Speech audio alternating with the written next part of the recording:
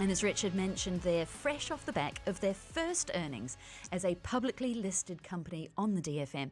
We are very pleased to be speaking to Taaleem this morning. The CEO, Alan Williamson, is in the studio. Alan, it's lovely to see you. Good morning. Thank you for inviting me in. It's a pleasure to be here.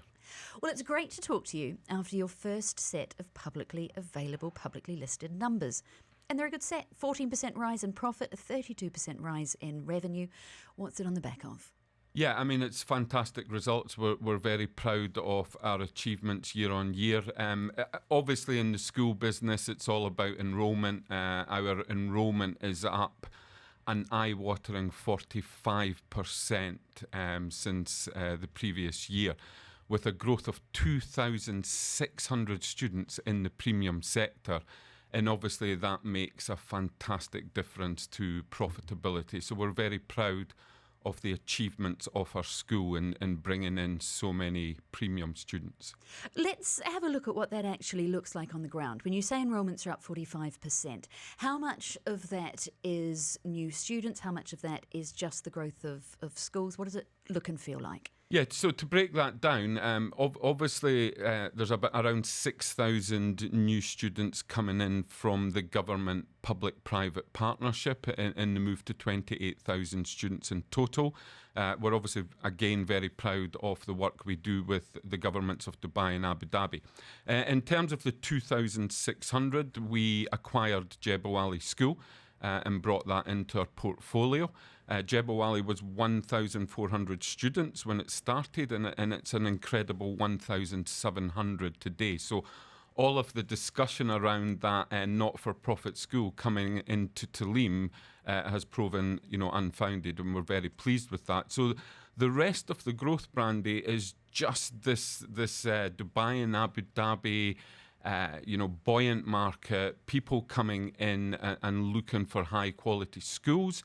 And in addition, around 40% of our new students have come from competitor schools into Taaleem. Which is my question. How much of this, we want to use you a bit of a proxy data for the Dubai population.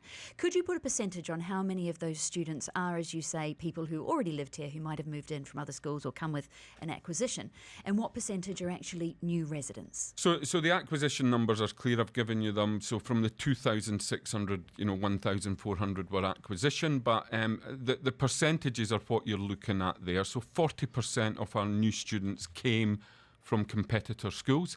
60% have arrived in Dubai and Abu Dhabi. So, and that, we've not seen that before.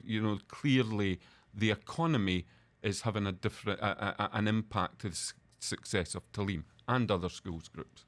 Well, you say that the rise in profit is on the back of new students. It will also be on the back of keeping your costs down, particularly at a time of high inflation. Tell me how inflation is affecting you. Yeah, I mean, Taaleem work hard on an efficiency agenda, but we also have to maintain a premium standard in our schools and invest in our schools and make sure our schools are outstanding and very good in terms of what they deliver to students. Teacher salaries is the main thing for any schools group.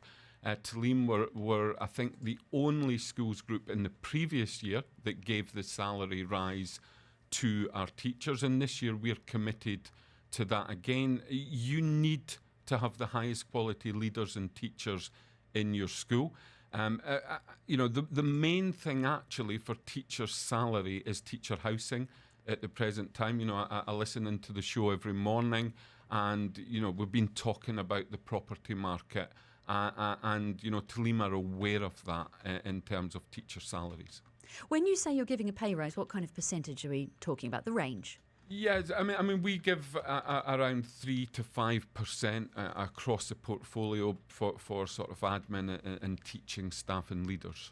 I've had someone message in asking whether or not you had a sort of a share option scheme for your teachers when you listed. What we did is we offered our teachers and our parents in tranche 3 the ability to buy shares, and many of them did, which we were very, very pleased with that. Well, these are your first numbers since you did go public, since you listed on the DFM. What does that mean for you in terms of the pressure to perform? Does it make the financial year feel different? Look, we're focused on our growth strategy. We've a fantastic board, and actually on the day of IPO, I'll always remember our chairman, Khalid Al-Tayar, said to the management team, focus on the strategy. The share price will respond to the success of the strategy. It was well publicised that we're opening 2 new Dubai British schools in Dubai. We're opening another premium school in Abu Dhabi. Unlike some of the other IPOs, we will pay a dividend, and it will be a dividend story, but Taaleem are a growth story. And I think you will see a difference in our share price when the growth story comes to fruition. And, even this week I was on the canal, a beautiful plot on the canal where we are building a brand new Dubai British school, Jumeirah. And that's going to be a fantastic piece of architecture as you're driving over the Sheikh Zayed Road Bridge on the canal. But as Richard mentioned there when he was doing the market report, the price for Taaleem shares were set at the top of the range at 3 dirhams. We're at about 2.59 this morning, slightly up on your earnings, but still not where they were when you went public. Do you feel that in the decisions that you're making? No, we're focused on the strategy, and we're very aware. I don't want to repeat my previous answer. A lot of the IPOs were dividend stories. We are a growth story. We're very, very aware that the growth strategy is in place. It will come. And when you see 4 new premium schools coming onto a portfolio like Taaleem's and talking about the student numbers that we've introduced this morning, the growth and profitability there and the impact on the dividend will be significant. How easy is it to get teachers for these new schools to recruit at the moment? Yeah, I mean, all over the world, if you read the education literature, you will see a teacher recruitment crisis. Again, I would love to take the credit for not feeling too much pressure there, but the credit goes to the city of Dubai and the city of Abu Dhabi. What do I mean by that is it is still a fantastic attraction to come and live in Dubai. We are just about to go to London and Manchester to recruit teachers for our British schools. They're sitting in the British weather in midwinter, and Dubai, the city of Dubai, advertises itself.